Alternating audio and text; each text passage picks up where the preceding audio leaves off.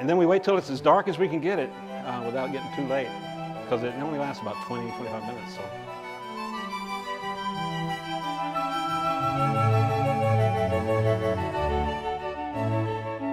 Yeah, we started, and then Cameron kind of said, hey, let's make this a big deal, and we did. So this is all due to Cameron Smith. So. We built on it over the years, and to what it is now, it's hands down the best fireworks show you're going to ever see. There are over 150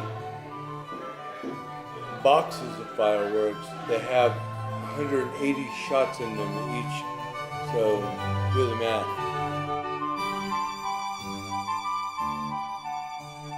I just thought that it was going to be raining down on us. I think the wind was blowing away from us, so it was awesome. It worked out perfectly. It was so loud. It was awesome with everything exploding above us.